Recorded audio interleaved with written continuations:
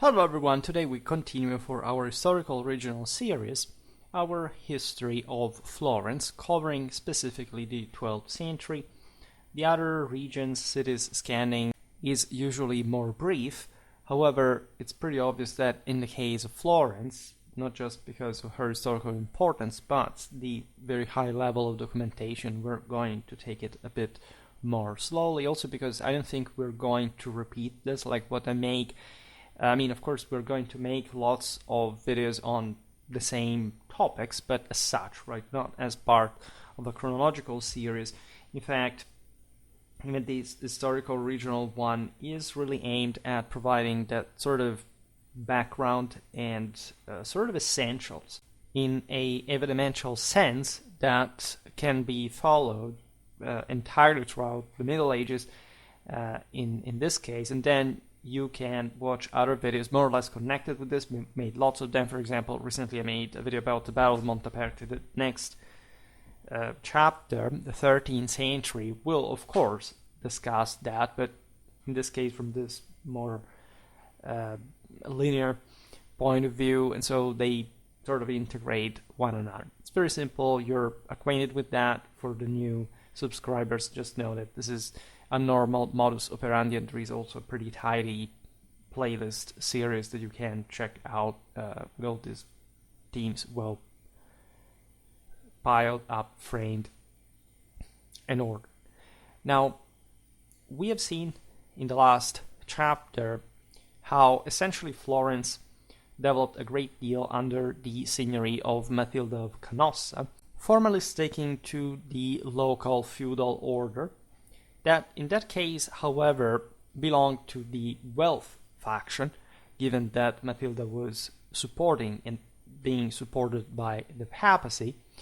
You see that since this noble woman of great, as you know, caliber, etc., and we never really talked about her in a dedicated video, but that's a pretty good idea for one, in fact, lived locally, and so she actually resided just outside Florence in her local castle, among the many that she had all across like central and northern Italy. The Germanic emperors were more often than not north of the Alps, so that paradoxically, in this case, cities like Pisa or Lucca would be, as we'll see now, opposing the Florentine expansion in Tuscany, were provided with earlier in time, like with communal liberties by the same emperor that wanted to strengthen them as loyal Ghibelline subjects, and therefore allowing for a republican regime to spread more rapidly than in a Florence that was instead fighting against the emperor. And as you know, or the entire deal, so the later we will see it now, for this century, Lombard League, etc., was mostly about this communalism versus the imperialism. So this context immediately tells you how more complex things really are. However, Florence, like all the Italian cities at this point, does develop, even if a bit later, a communal government proper that, as you know, we've seen it in many videos, is born essentially with the consular regime, the consular constitution, that mirrored essentially the ancient Roman consuls that were knights from, in fact, the local military clans already running the city, collegially elected and periodically rotated to run what is constituting itself as, in fact, as a new entity on its own.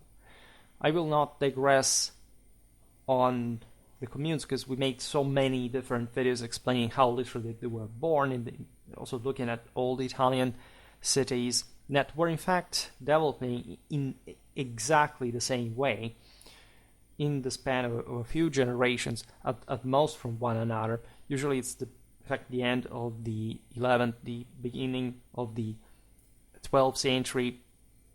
In Florence it happens slightly later, still the first half of the 12th. However, this also shows that a city that will be famous later in time for her republicanism developed her commune at least chronologically later than the others because of her previous allegiance to Matilda of Canossa.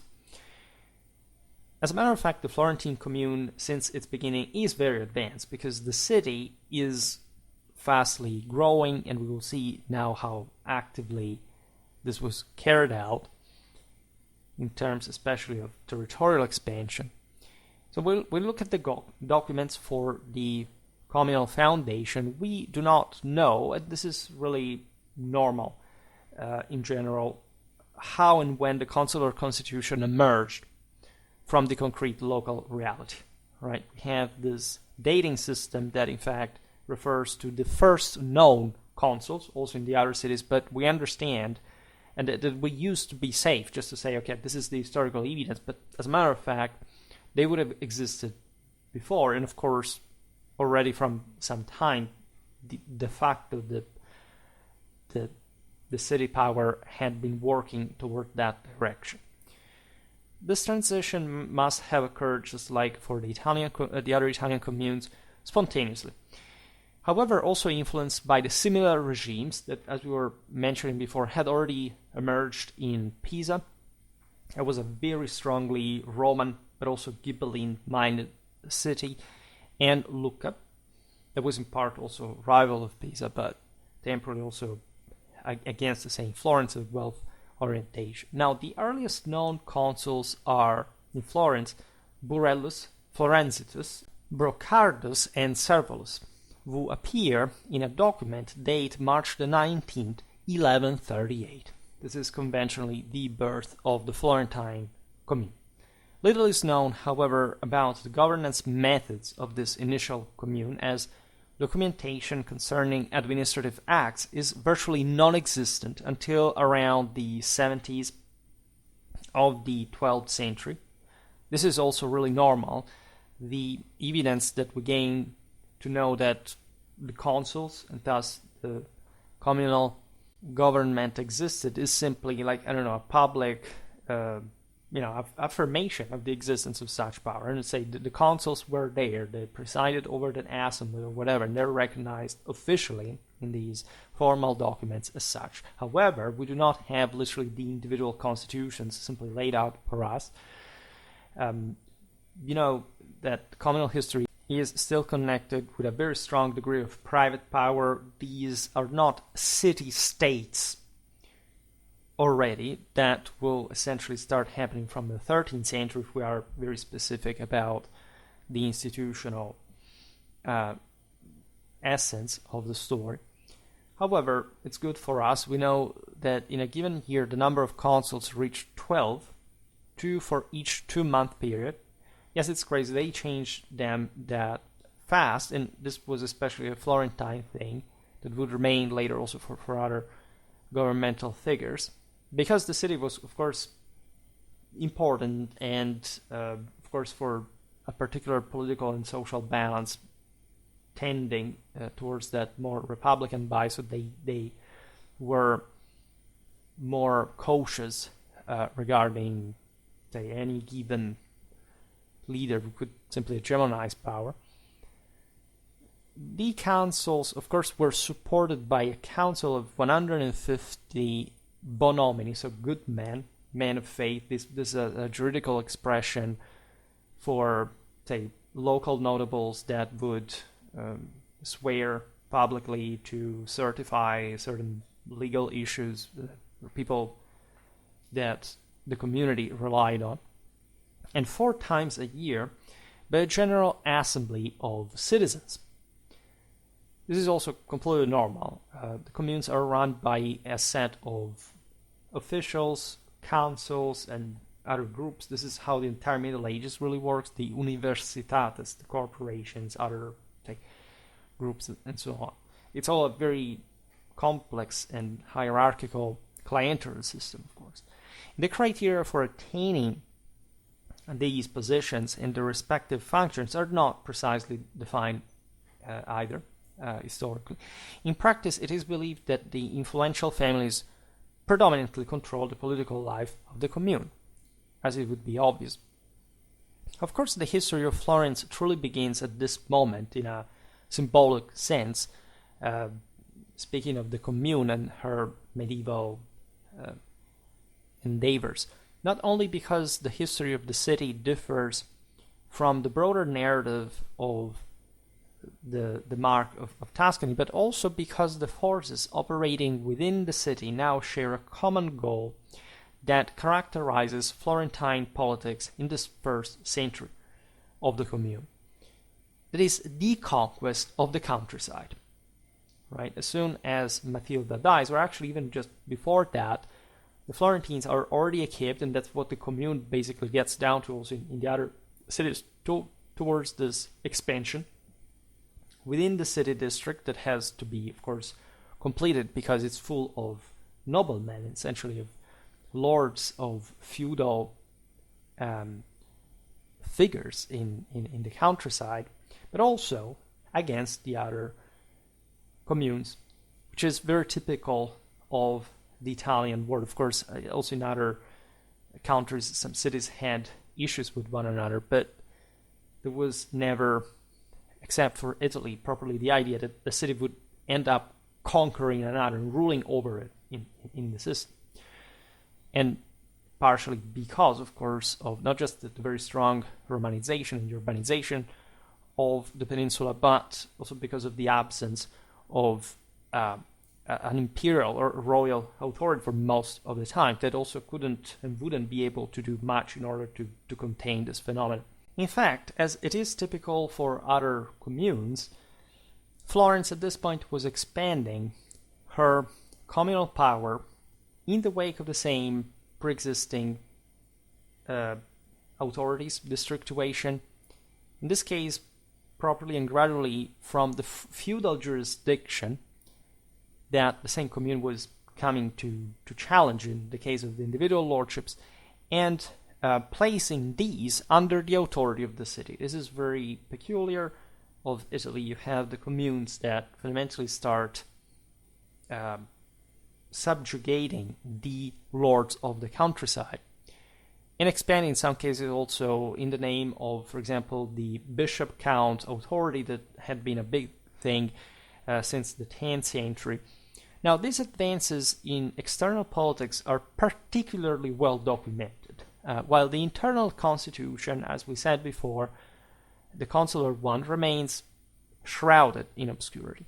This constitution exhibits a clear prominence of the noble families that are themselves this urbanized aristocracy that stemmed in a way or another also from the feudal background, but in some cases had also emerged from within the urban space, from people that had just militarized later. At this point, during the consular regime, and also typically in Italy, whoever is rich enough to fight with a war horse is, of course, also quite eager to switch from, say, I don't know, mercantile to properly military lifestyle, because this allowed them in this period to properly rule the city. And it was, of course, it's not like they were abandoning their assets, their activities. They had lots of people working for them. These ruling clans were made of, in fact, knights, but also notaries, merchants, and more. The noblemen were so important that they were referred to as the Society of the Towers, because, of course, yet another typical thing that everybody knows, that they had started building literally castles within the city gates, lording both in the city and in the countryside in the same way. And at this point, the consular regime is a quite successful endeavor. I mean, it's essentially as unanimously supported by the ruling estates, including, for example, the same merchants of Calimala that are a very important guild also in later Florence, and the ecclesiastics, right? Everybody has a great interest of this consular regime to lead Florence in battle in these countryside expeditions to subjugate other powerful actors and making the city ever richer.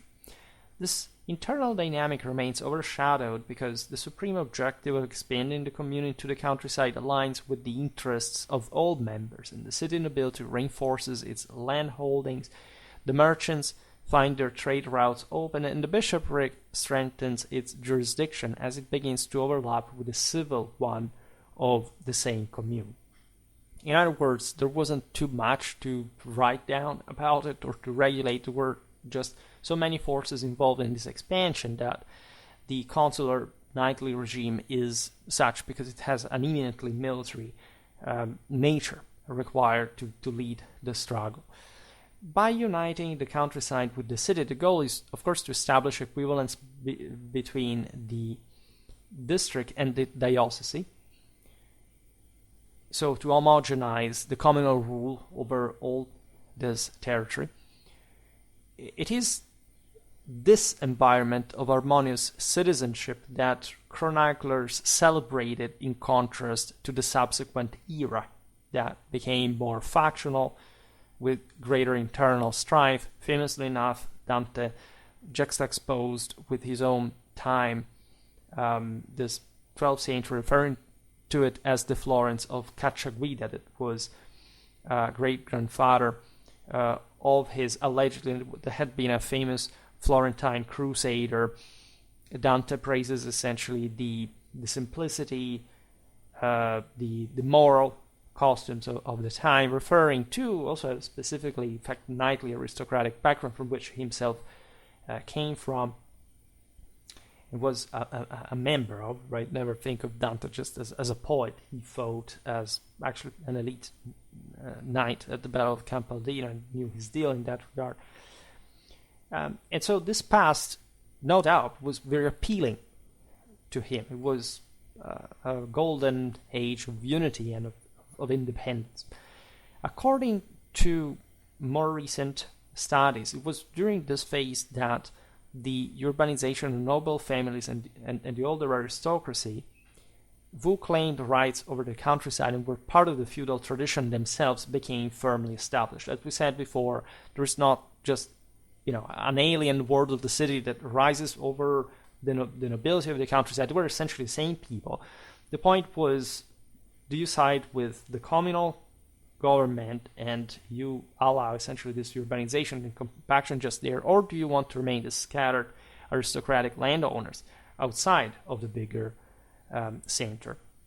Which in Tuscany, of course, is even more complicated than in the Po Valley for, if anything, even just the geographical factor. The districts are all very irregular. There are lots of hills and rivers and mountains that really complicate all the map in, again, irregular way. And so, of course, there are lots of intersections. All these noblemen had contacts with other cities, with other lordly families, etc. We'll see now what occurred. From this period emerged the seed of the future opposition, however, that would lead to civil strife and conflict with the emerging mercantile nobility in the city. Exactly because of the exquisitely military nature of the government that, to some extent, would neglect the mercantile one. They were, as we've seen, fueling and backing one another. However, there were some very different sort of worldviews, right? You have essentially knighthood, the imperial grandeur, even in a non-feudal sense, and then you have the third estate, the commerce, trade, and of course, considering all the mob wars existing between these clans, also bringing it to the city, and with distractions and bloodshed, of course, the merchants at a point opposed themselves and began, this is more like 13th century history, as you know, to form stronger associations that would be able to stem this nobiliar magnate, as they would be eventually sort of qualified power. Our recent studies bring to light the early pool of also rather famous families that would continue also in the later history of Florence, embodying the consular establishment. These researches were carried out not just through public documents, but also private deeds, all right? And so there are lots of interesting studies on Florence because of the aforementioned reasons, the general importance of the city, the centrality in Western history.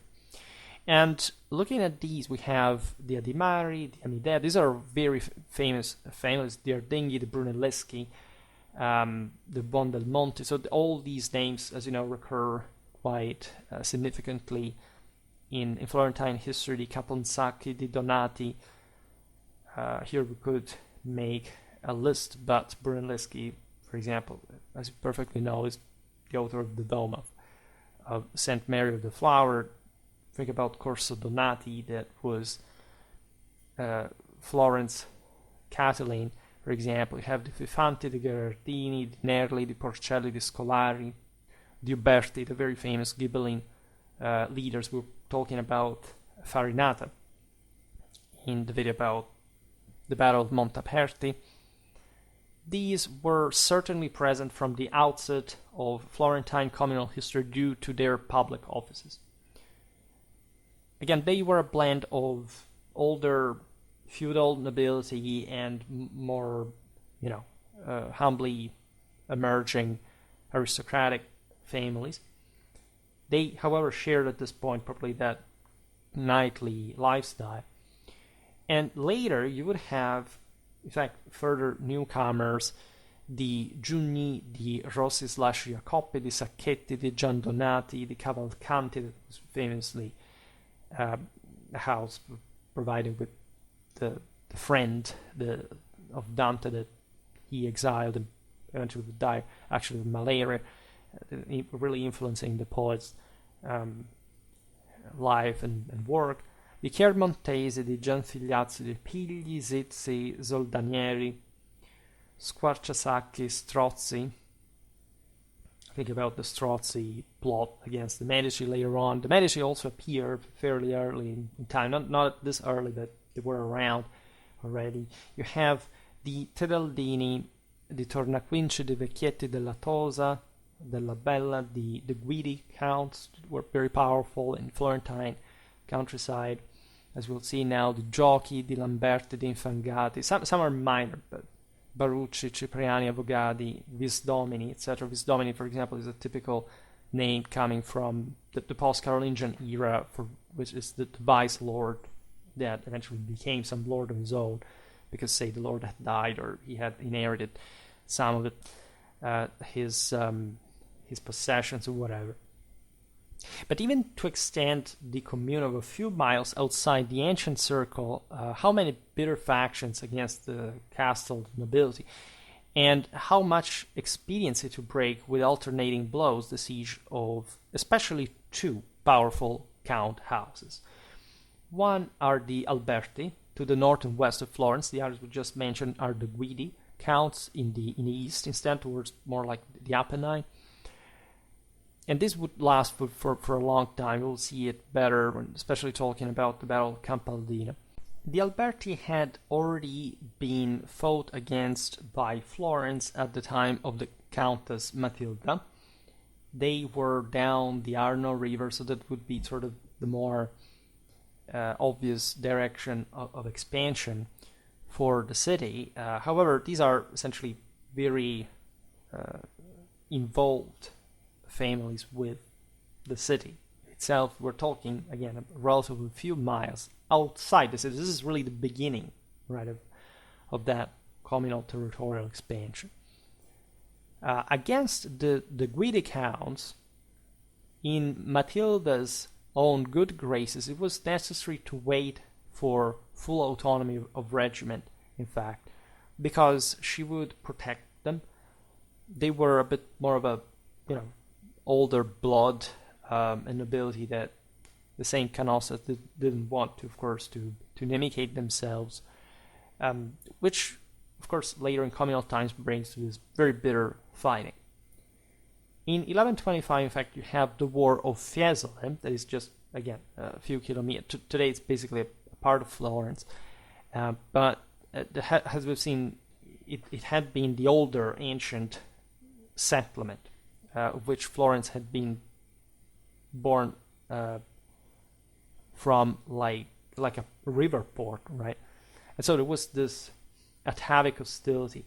and Guidi were there. Right, there is a definitive submission of Fiesole after a very bitterly fought struggle. It's not even much this millennia-old rivalry competition. It's the fact that the Guidi counts hold that town also symbolically upriver, so like towering over the same Florence, and but it's the fact, in fact, that this house is opposing themselves to the expansion of the same commune, and Florence quite meaningfully extends her jurisdiction on Fiesole when she captures it. Actually, the town is destroyed in the same 1125, but of course it sort of leaves on as a settlement that is now under Florence.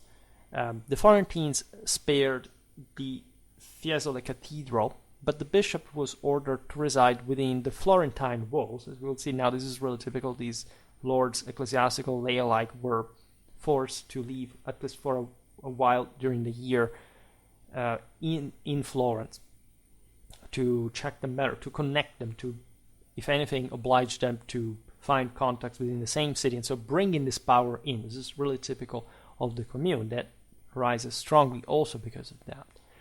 Even the members of the feudal aristocracy subjected during the expansion of Florence towards the countryside were in fact forced to become citizens and reside within the walls, at least for a certain number of months, before delivering another significant blow to Fiesole, which with a much tougher war, because this was not over.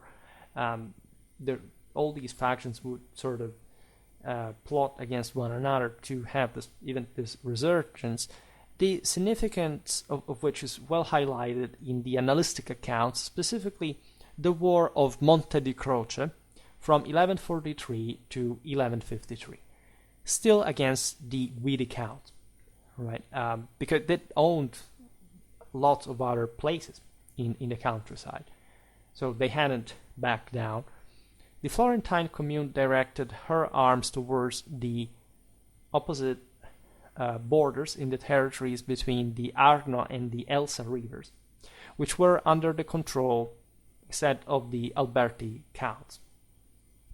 And the reason why this happened is that the Guidi counts for a while shifted their allegiance when Guido Guerra married the Florentine lady, the good Valdrada, as she is remembered in Florentine literature, the daughter of Bellincione Uberti dei Ramignani, leading to at least a truce, a temporary halt of hostilities between the commune and the Guidis.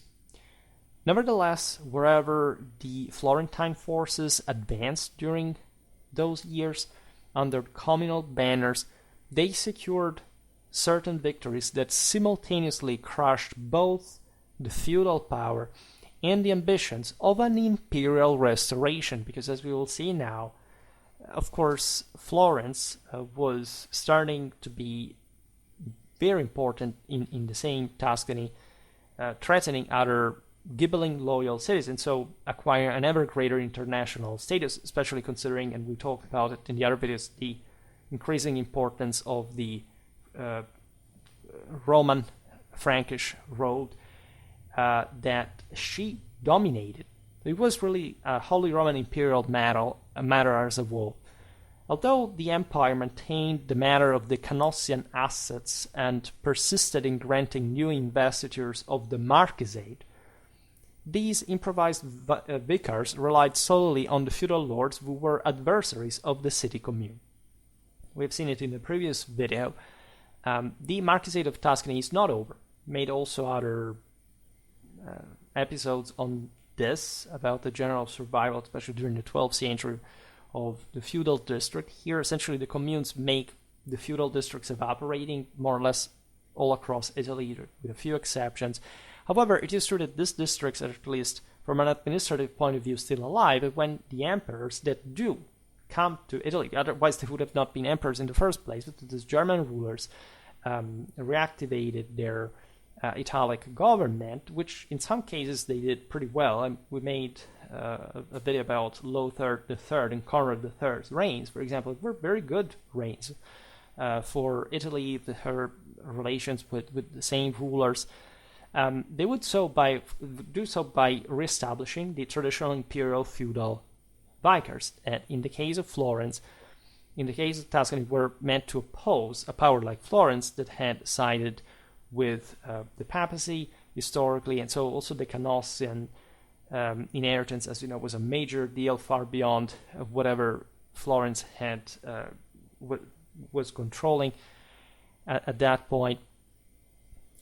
And who were these vicars? Were essentially some German or also Italian knights who were appointed by the emperors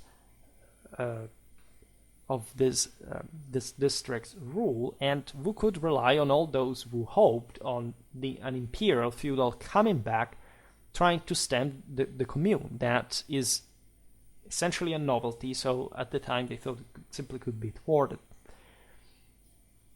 In the case of Florence and her district, essentially you have a marked separation between the Commune and these feudal lords. And so all the wars we will see now are essentially between these two sides.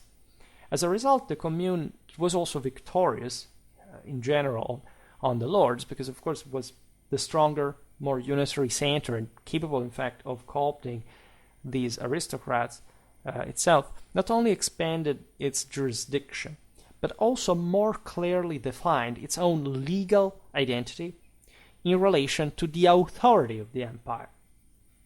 During the first half of the 12th century, under the two emperors we just mentioned, who followed the investiture controversy period, so some that had also to be careful as far as what they were doing in Italy. Lothar III, also known as the second, there is a controversy about that numeration, and Conrad III, the first Swabian ruler. The empire found itself in greater need of seeking support among the feudal lords than in a position to assist them against the formidable forces of the Commune. Right, the Concordat of Worms has just occurred.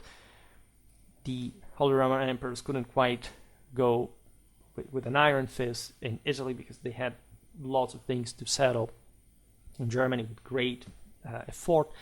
So among the most powerful noble lineages in Tuscany at that point, we mentioned the aforementioned Firdolfi, the Ubaldini, and the Pazzi of the Arno Valley, as well as, because there were different branches. You see, in this case, for example, just one laid in a specific valley, as well as the Gherardini in the Greve Valley, from their main castle of Montagliari, and their other possessions in the Elsa Valley. You know, the Arno has a very tortuous path in Tuscany. That's also why it's so long, even though Tuscany is not immense, because it makes so many turns, and it's actually a pretty tough ground to expand in. But the communal military machine, in this sense, is also shaping up and, stepping up as far as this territorial acquisitions are concerned. The situation was turned. Gradual achievement came to a halt when the Emperor Frederick I of Hohenstaufen launched, as you know, a vigorous offensive against the Italian communes for decades.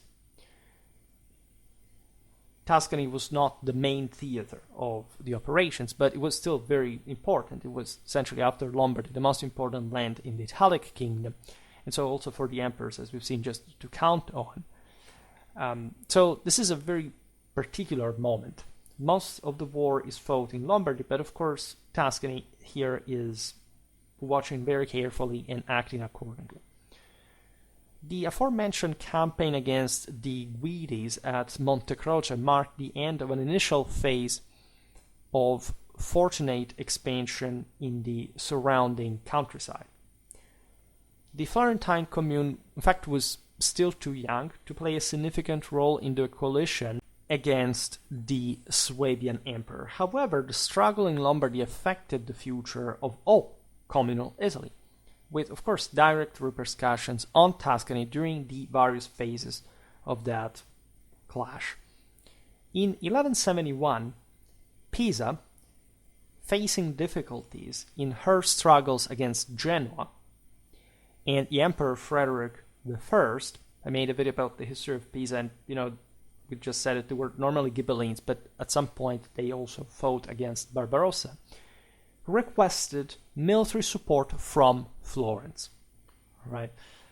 Most of that war was at sea because Genoa and Pisa were maritime republics, but the main difference between the Ligurian and the Tuscan one is that the latter had a pretty extensive hinterland, differently from the former that had just mountains. And so there are sort of more interland implications for Pisa that, even though historically was a competitor, at least, of Florence, decided that that was the right moment to receive help, given that she had sort of this Guelph background and Pisa was temporarily involved against Barbarossa.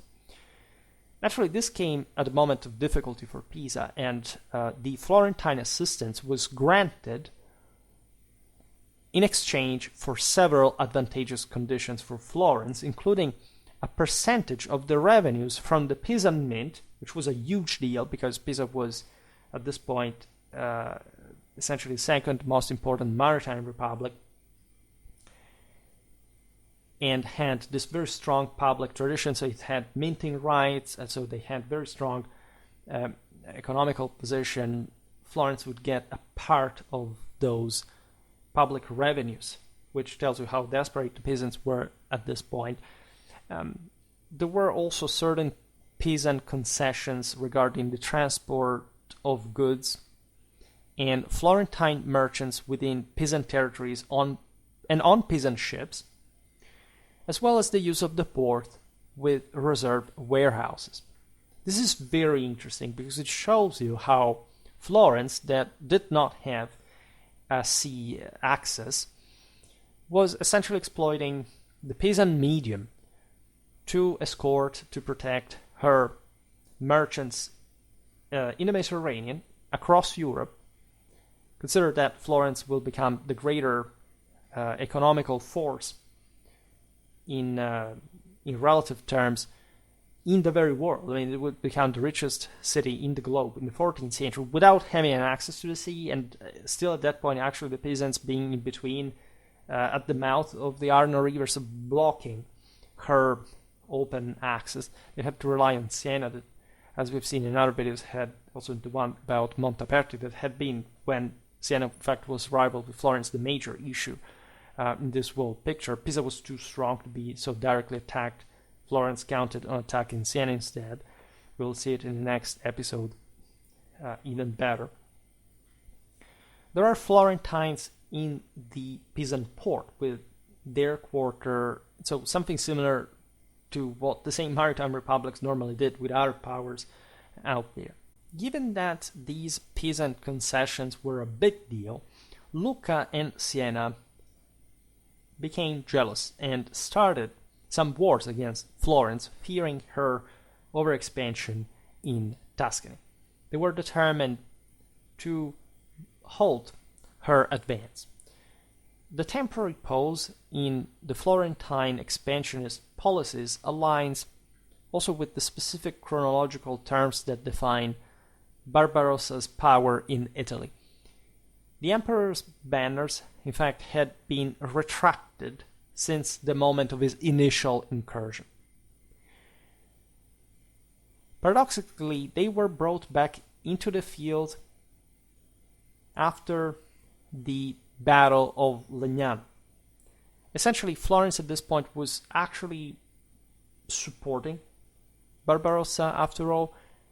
In the interim, the emperor had also made his presence known around Florence. For the feudal lords, he reaffirmed feudal jurisdiction with new charters. And for the city commune, he distributed direct representatives of the supreme authority throughout the countryside, who were referred to as potestates teutonici.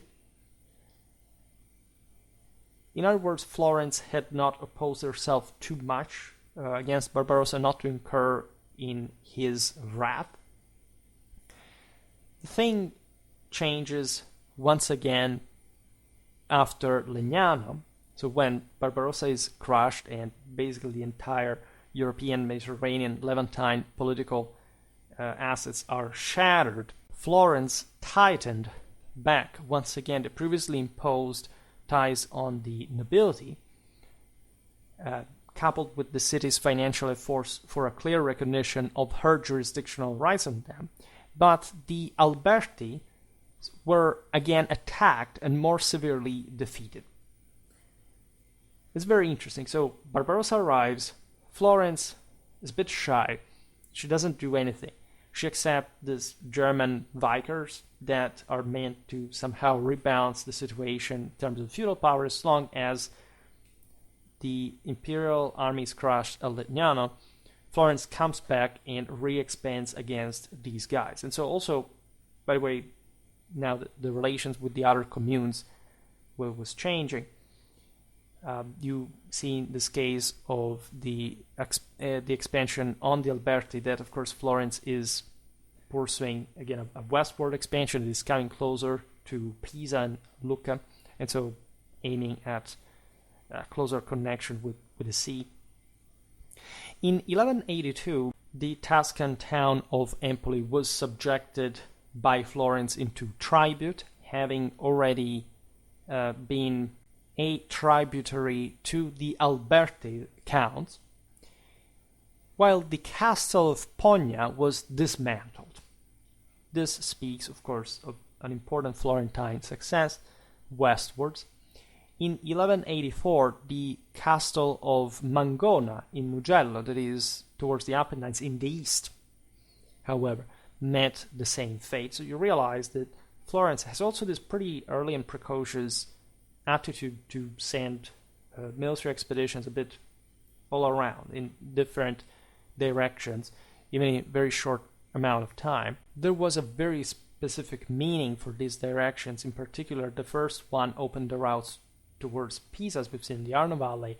The second paved the way to Romagna, that lays just across the Apennines, northeast of Florence, and that was incredibly relevant, of course, for the Trans-Apennine trade. Italy at this point was really booming, so Florence was exploiting her position to gain as much wealth as possible by intimidating or crushing such in-between powers into subjection. Now, at the end of the 12th century, it is possible to measure how significant such Florentine achievement was. Indeed, it is precisely measured with very specific documentary information by the Guelph League of 1197. I talked about this, especially in the video about medieval Pisa. This Guelph League was established just after, you see, the death of the Emperor Henry VI, that had also a particularly strong presence in Italy due to his marriage to Constanza Volteville, and so the inheritance of the Kingdom of Sicily that was becoming ever more relevant for this pretty large Tuscan cities as far as the Sicilian grain exports and trade was concerned, like to feed the local population. The Guelph League marks a point of arrival and a point of departure in the history of the Florentine commune. Essentially, here the Tuscans were doing the same thing that the Lombards would do.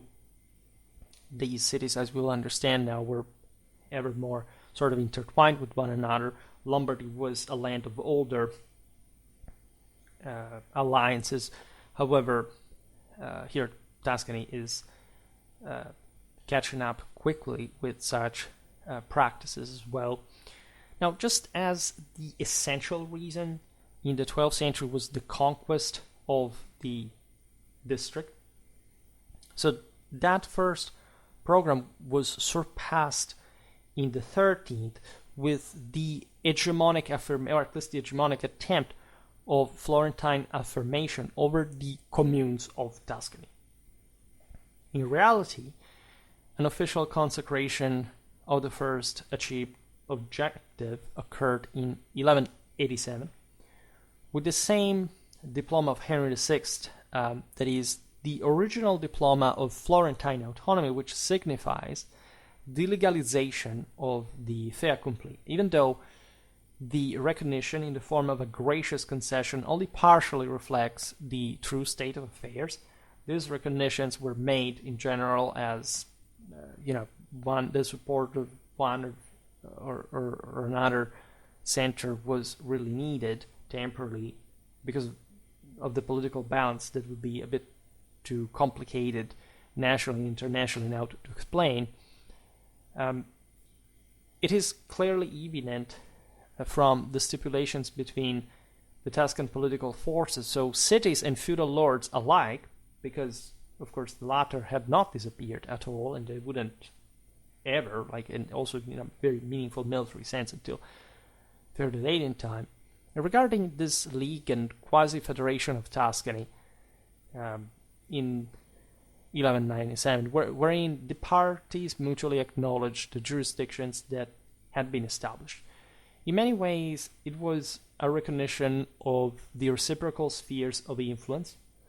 The League had been formed namely for the purpose of solidarity in defense against any attempts of imperial restoration, which was evidently not in tune because Henry had just died. So, yes, it was a way of saying, okay, now we will reinforce ourselves in a specifically Guelph direction. But, of course, there were not just Ghibelline sympathies in Tuscany within the same cities and the counts, but, of course, it was also a way to simply say who should conquer what of the remainder, say, minor powers in Tuscany at this point, because other cities, we've seen it, videos about other Tuscan communes were pretty much doing the same that Florence was. In fact, the Guelph League simultaneously reveals the new objectives of Florentine foreign policy, as she positioned herself as the promoter of the alliance. To begin with, she was really the most important Tuscan commune by now. She had been surpassing Pisa, at the center of the newly generalized political system in Tuscany. So acquiring really an unprecedented prestige in history. Although there had been conflicts with neighboring cities even in the previous century, those disputes appear to have been inevitable encroachments arising from the aforementioned anti-feudal struggle in the countryside, such as the wars with Siena over Poggibonsi, for example. We can't talk about them all, but of course there were some nobiliar houses that were backed by this or that commune, regardless, in fact, of this generally anti-feudal communal policy, just because, say, one city, like in this Sienese case, wanted to maintain control over that town that was also ruled by some nobiliar lineages. However, what emerges at this point with the Guelph of Tuscany is that the conflict for hegemony becomes a dominant theme in Tuscan history for essentially the centuries to come. Furthermore, significant innovations also occurred in the constitutional arena, because the city had expanded a lot and the commune was not the same anymore. This, as we said before, would mark the onset of continual upheavals that conferred a distinct character upon the 13th century, the one of the partes, right, the Guelphs and the Ghibellines. I have a video incoming about the military side of the story, at least in all over central northern Italy, characterized by, of course, ongoing interferences in the politics of dominance, meaning that, say, during the 12th century, more or less every commune had its own sphere of influence that the Guelph League of 1197 was just coming to recognize as it had been established, as the limits had fundamentally been reached between the various communes. And of course, even though the cities were pretty close to one another, they knew each other, they still had to show some resistance in the district, to the point of being mostly committed there and not caring too much about going against other communes. The 13th century, even though the noblemen again in the countryside remain, and in part again has kept being urbanized, and or they are very strong city players, let's say, but they also wink at, for example, imperial endeavors. Think about the Ghibellines after Monteperti, etc. It's complicated a bit, but the point now is that the various communes cannot do without one another. If, say, Florence wants to conquer yet another town or lordship, or both, by the way, at the same time, at this point, say the Siennese, the Aretine, the Pisan, etc., intervention will be stronger, and it will especially lay at the root of the same political factions within the same Florence. And not just because of the struggle between Guelphs and Ghibellines. There are also sort of more vertical divides. There are simply sort of local clanic rivalries. There are things as far as, I don't know, one nobleman in Florence has more land from one side of the city rather than another, so he prefers a different course of action just on the base of that. All this with a significant ramping up of the military capacities of the communes in absolute terms. The infantry, for example, are starting to become really an important thing. They had showed off, especially in Lombardy, during the wars against Barbarossa, as you know. The Tuscany arrives a bit later in that, but they also have sort of a greater role, the infantry, at least numerically, for example, than Lombardy. That's quite relevant, significant. There's also a lot of interregionalism. But again, we will see this all better in the 13th century episode, because that's when the thing starts sort of kicking in properly with the Podestàs, with this foreign, albeit still Italian rulers, and the balancing up of the magnates with the people and so on. Now, at the conclusion of this first century of communal history, in fact, the inadequacy of consular government had become evident, revealing its inability to accommodate the expanded sphere of action and increasingly diverse composition of the citizenry. As we said before, especially the clients more invested in trade business wanted more security. They didn't want essentially a city run by mobsters. They wanted a state, right? They wanted a certainty of safety, of stability. They could mobilize, and the same individual noblemen at the head of those clans would exploit this, the greater forces of the countryside that were flocking into the city gates that were also expanded, as we will see now. The city was physically growing, right? So that's where things were going. Florence also experienced, in fact, significant material growth, extending beyond the Roman boundaries that up to that point were said having rested between Mars and the Baptist.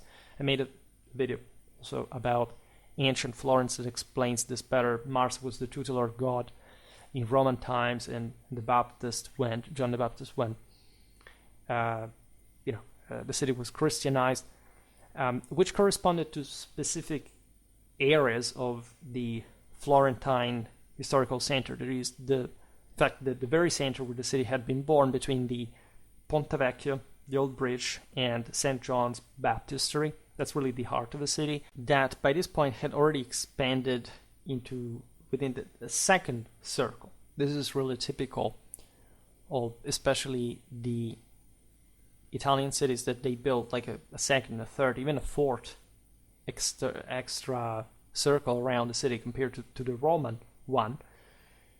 I'm preparing, by the way, a video exactly on this topic, the fortification of the Italian communes that eventually developed a Renaissance, trace italienne around the cities. And so most of that medieval fortification does not exist anymore, if not archaeologically. But as you know, it's not just the Italian skyscrapers, the house towers of the time that matter. It's just like this massive walls that sort of nobody talks about. They were a major feat of medieval Western civilization. and could be built exclusively because of the overwhelming amount of wealth that the Italian city-states would essentially be able to invest in their military endeavors, including fortification. Now, this expansion is indicative also of a notable demographic increase, driven, as always, like during medieval times, by a dual wave of immigration from the countryside. You have first the feudal lords who were displaced from their castles and compelled to reside within the city walls for at least part of the year. We've seen it, thereby becoming part of the citizenry, as they were called in Florence, cives selvatici, which is a sort of Latin vernacular mix, which literally means sort of the citizens of the forest, right? The rustic, not quite properly. Selvatic means, the silva of the woods, right? Which is, of course, like a bit of a, urban patrician snobbery. Is the word that rough? They really came from those typical post-Carolingian rural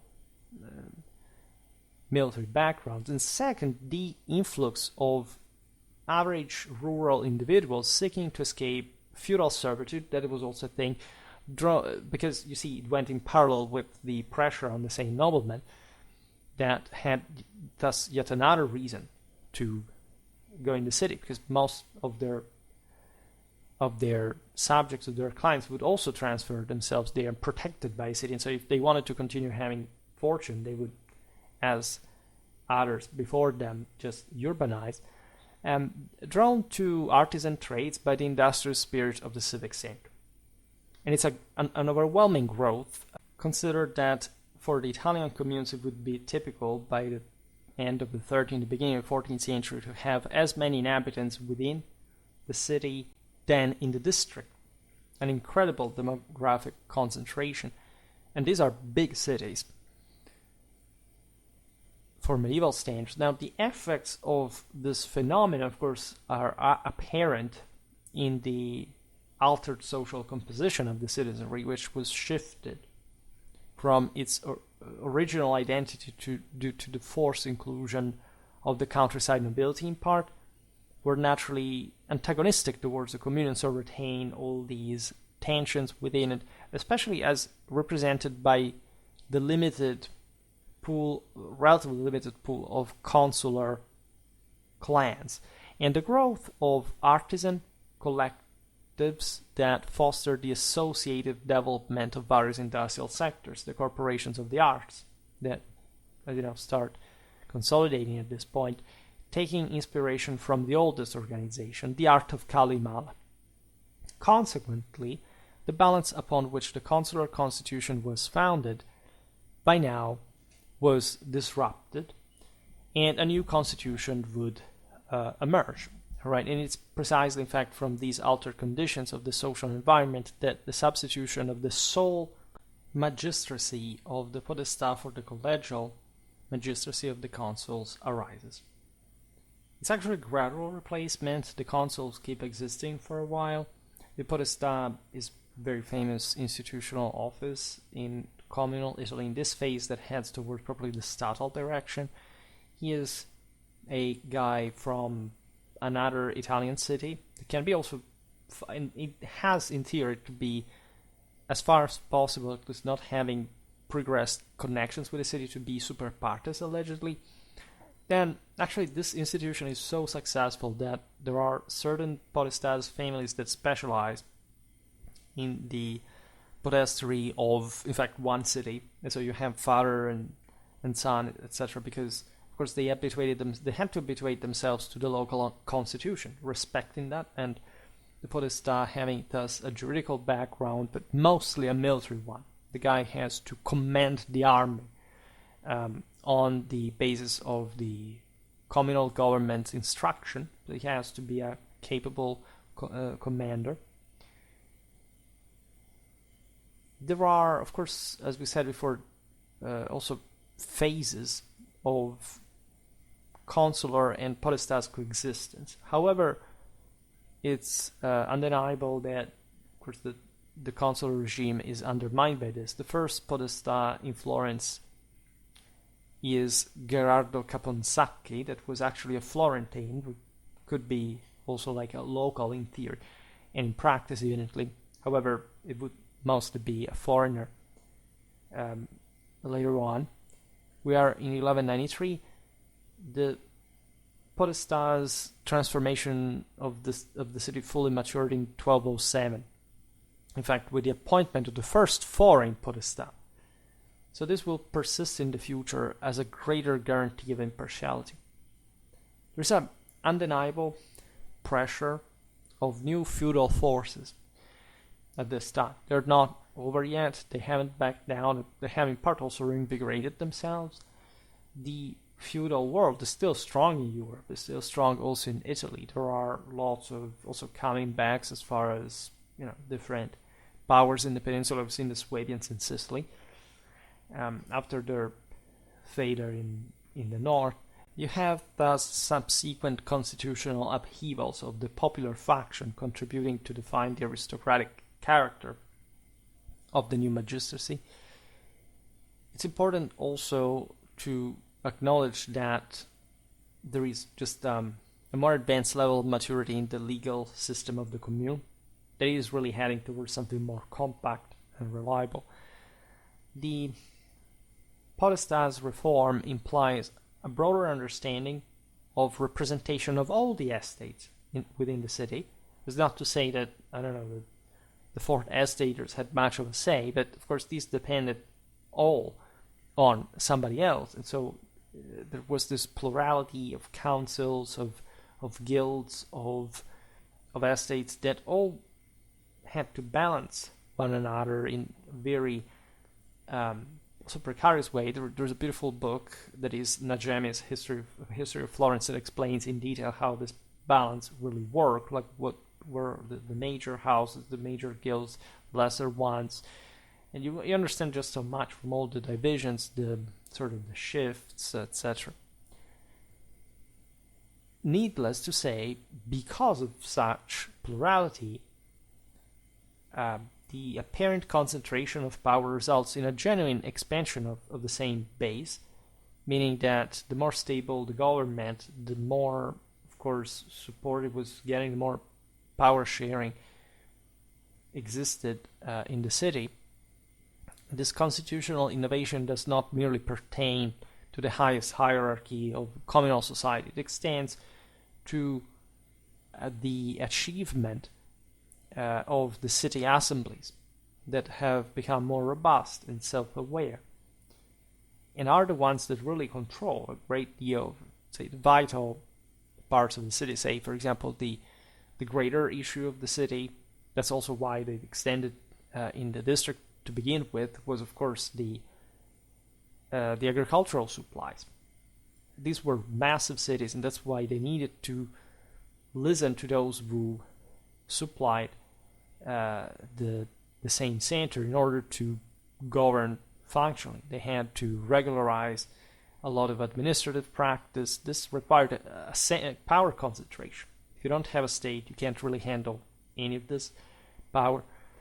At the end of the 12th century, due to the aforementioned immigration of noblemen and rural people from the countryside, coupled with the development of artisan activities, Florence, we said, it expanded beyond the Roman walls. Also, to do this, you need a sounder or centralized government. In 1172, work commenced on the new walls, which would triple the city's surface area. Florence passed approximately from 24 to 75 hectares, and this new ring encompasses, in fact, numerous villages or boroughs of some sort that had formed just outside, of course, the main access gates, including, for the first time, the Oltrarno, that means the across the Arno River part of the city. Is very important. All these settlements had formed just outside the city walls because these people were the workers of the greater guilds that really weren't citizens. They just came to the city to work, and in order to save time, they would establish themselves just outside of it. They were very exposed, also from a military point of view. So that's why the city also expands the fortifications to include these communities, as they were the labor force of the city. To an extent, they needed protection. They needed the sense of trust from the commune. It is estimated that during this period, fueled by growing wealth and continuous influx of people from the countryside, the population reached approximately 25,000, which is still not yet a lot, right? Florence will rise in the hundreds of thousands, right? This tells you also how booming the 13th century especially was.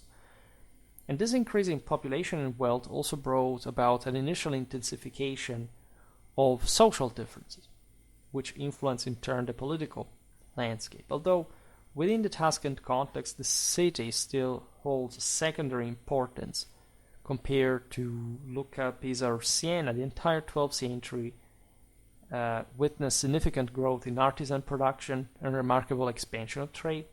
As we see at the very end of the century, Florence is really at the center of the Guelph League, and so has acquired this higher status than ever before.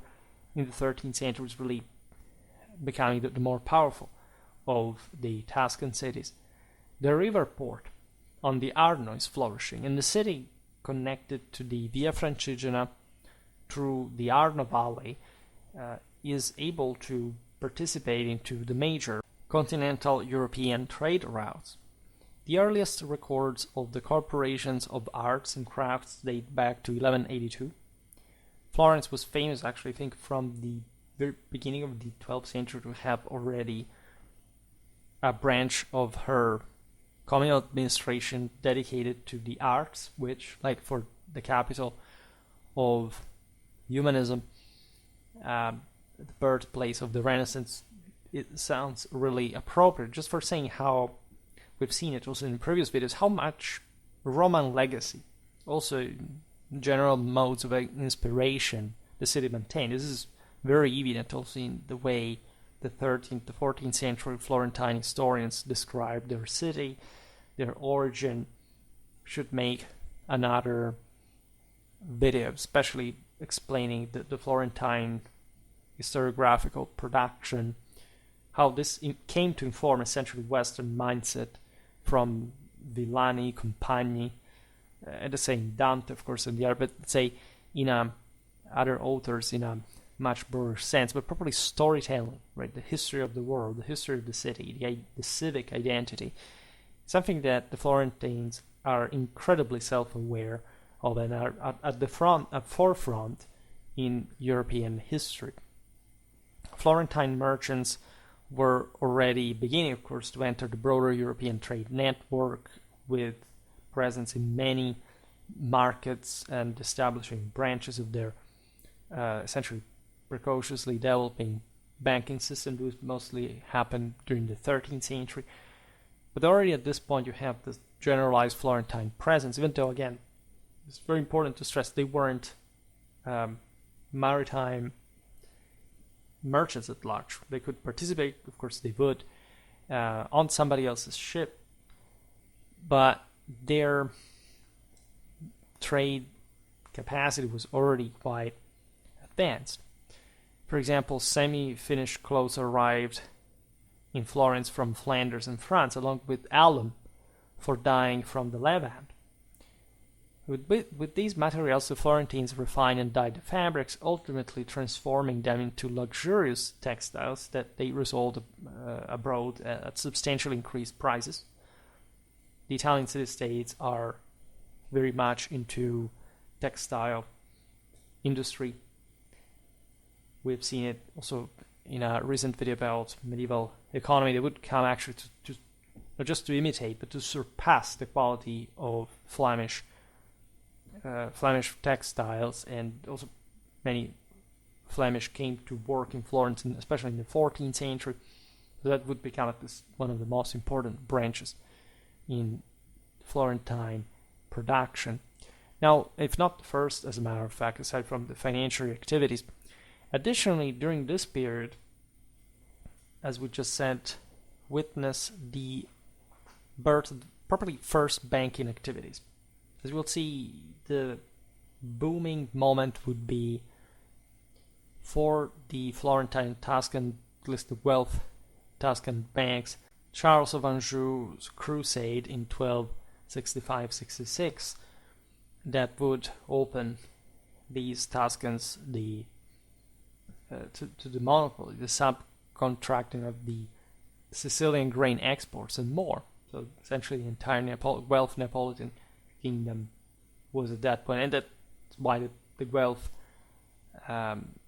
Angevin French alliance was so strong at that point. That's where Florence especially booms.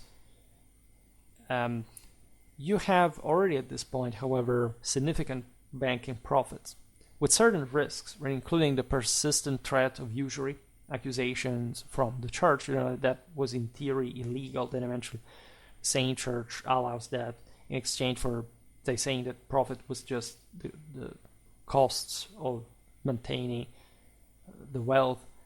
In some ways, Dante's father was into usury as well, even though they were knights, they were nobles. So this is very typical of communal Italy, that they were into many different businesses at once, albeit remaining essentially noblemen, aristocrats.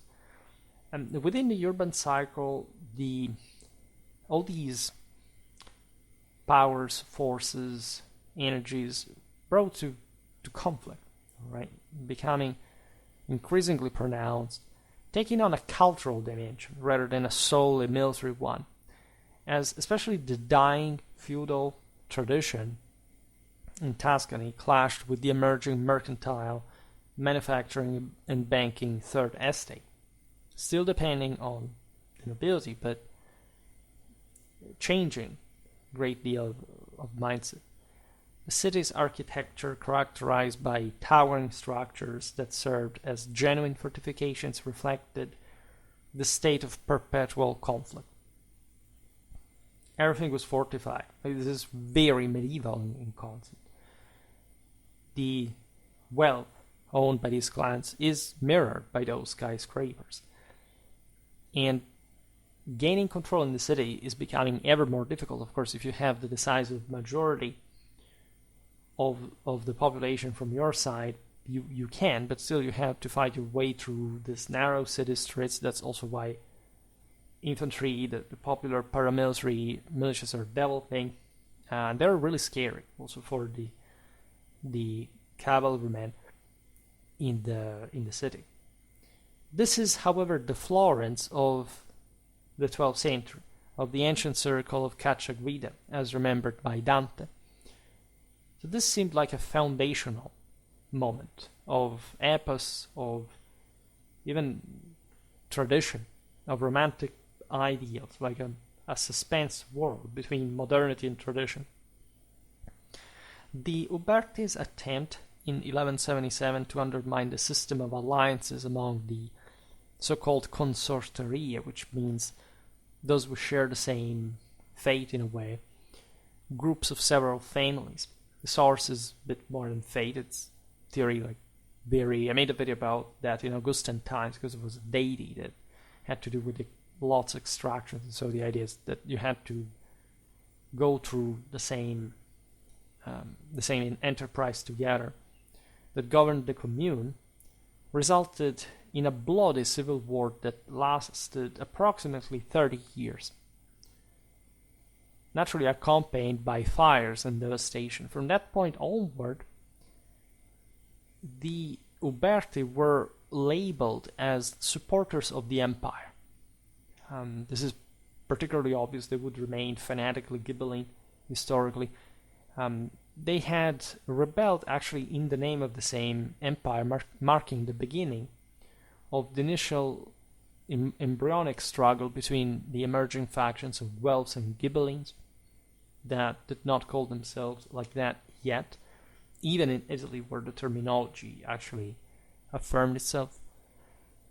In addition to their loyalty to either the Pope or the Emperor, these two warring factions were undoubtedly more focused on gaining political and economic supremacy in the city, even through military means, while nonetheless appealing to the noblest and most abstract supranational ideas. In fact, at this point, For example, the Swabian house was still pretty much capable of essentially hegemonizing the peninsula and co-opting these local Ghibellines, especially military, noble background that really embodied the feudal tradition of the empire, and that, though as we've seen, made a video last spring on Izzolino da Romano, it was the case in Verona. This guy was actually Guelph originally, but since Verona was so important for the German Alpine crossing in the Etsch/Adige Valley, since he was the leader there, Frederick II was very munific. Like, the guy became the hardstock Ghibelline bulwark that only death would fundamentally dislodge. The Ubertis in Florence are really that. Farinata, also known like this because of his blonde platinum, that is floor-like looking hair. There are very strong, rigid and categorical racial components in here. Like, these men were eugenetically chosen from the older nobiliar ideal. Like, the entire imperial issue revolved around this as well.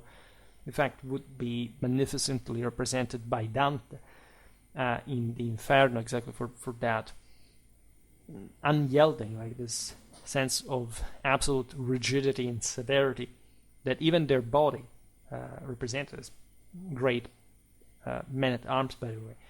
In part, there is a reaction, in fact, to the rise of other estates. As we said before, in 1182, there is a sort of bourgeois estate of merchants and citizens emerging for the first time with the establishment of the Arte di Calimala. Now, interestingly enough, the later, essentially early 14th century Florentine chronicler Giovanni Villani, is again one of the most important medieval sources,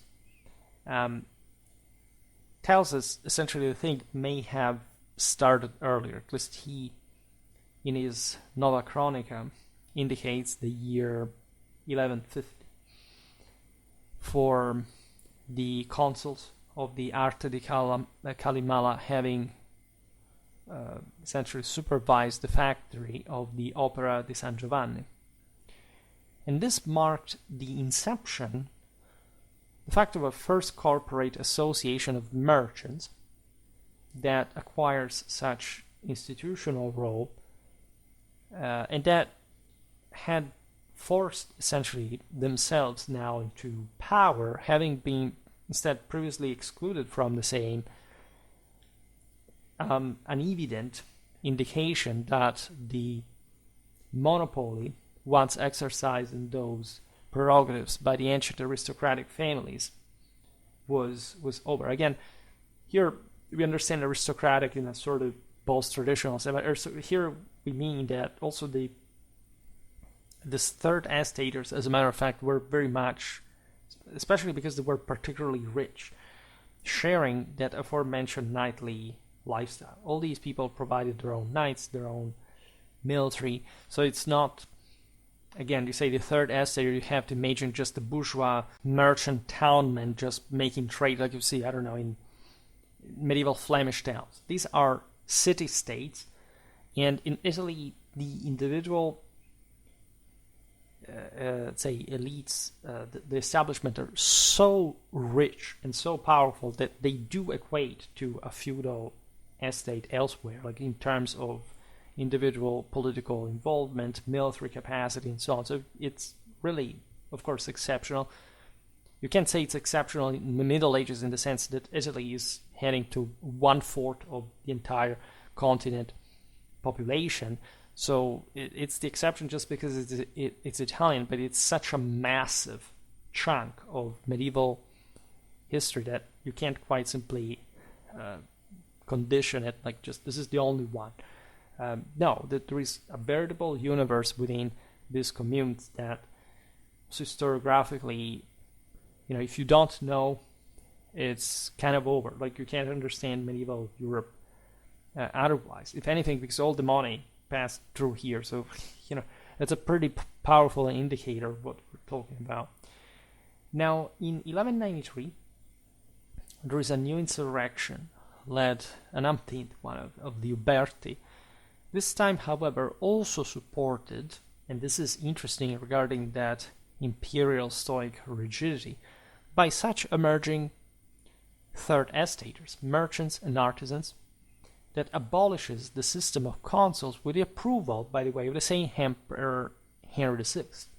We have the traditional organism of such society, feeling that those consuls have lost their imperium, right? And so the entire city wants something else.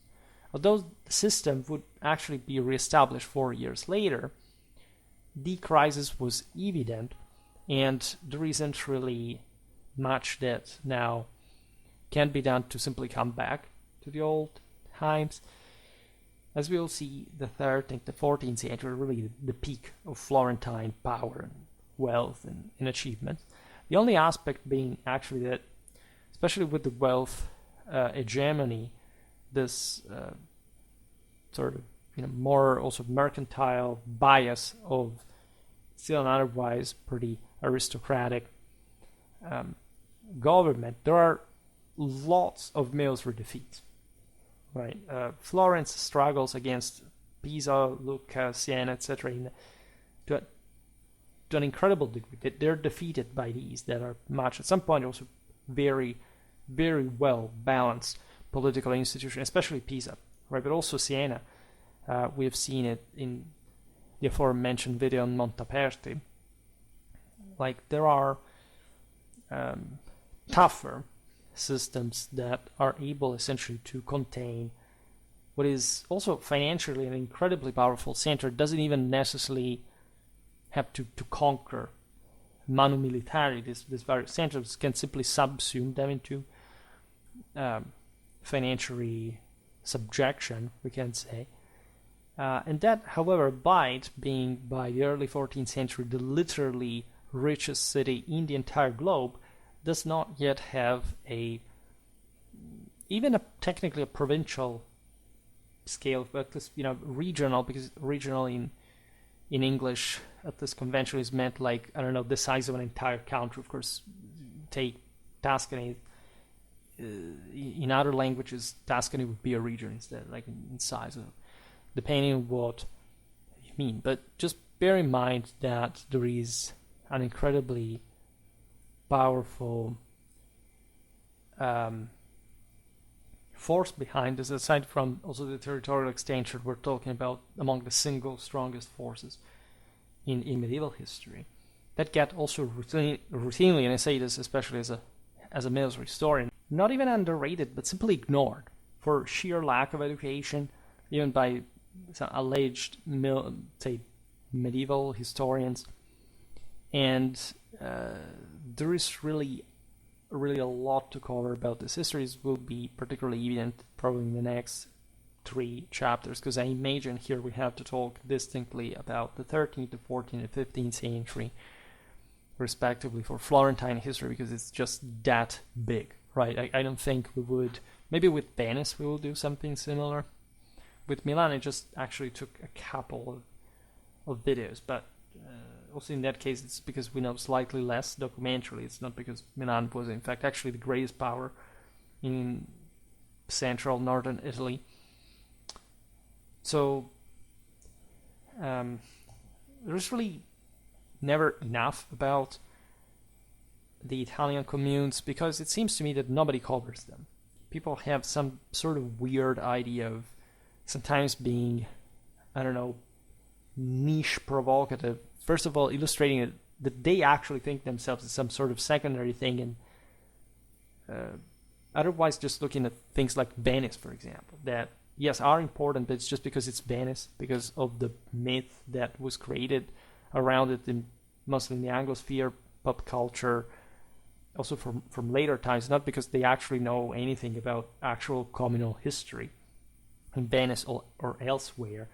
And this is pretty embarrassing, because I think if you don't know the history of the Italian communes, again, how can you understand really the rest of European history? It's quite perplexing to begin with.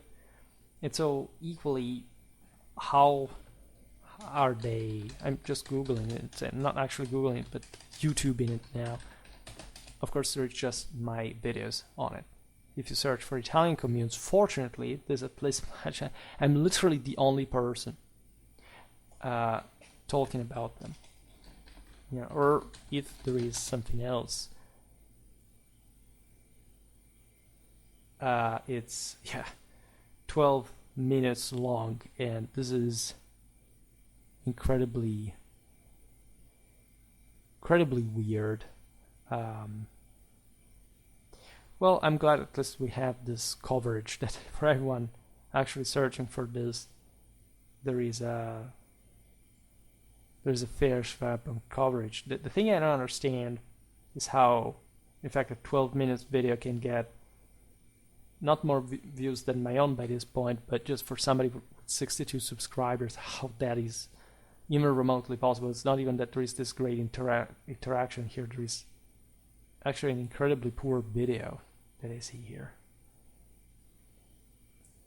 Even graphically, I'm better. So I don't understand why YouTube pushes other content while I make these at least evidently more complete series, also accompanied by the historically accurate. I hardly ever talk about this, but behind the pictures there is a great work. None of these pictures are randomly given.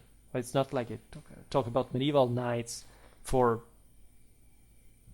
example, in this case, in Italian communes, I pick, I don't know, a French knight or a Polish knight. No, I will pick you the corresponding century knight image from this specific, at least in Italy at large, preferably from the same place I'm talking about. So yeah, I see here we have some views, but we must do really much more. I'm glad we're covering Florentine history. I'm checking my medieval Tuscany playlist because I realized part of the reason why I don't get views is that for these topics I haven't covered them too much. In fact, about Tuscany here, I've made just 20 videos. It's too few. Like having made 2,300, I think, just for a channel based on the Middle Ages, 20 videos for Tuscany is a misery. It should be at least, I don't know, double. And so gradually we can get there. We have to cover, because we made Siena and we made Pisa. That's also the reason. Because I covered other communes in other regions. Okay, we will keep adding on it. For today, however, I stop it here. I just hope that you enjoyed this video. If you did, please share it. Otherwise, leave a like or subscribe to my channel if you're interested in my upcoming content. As always, I thank you heartily for listening to me. I wish you a nice time and see you next time. Bye.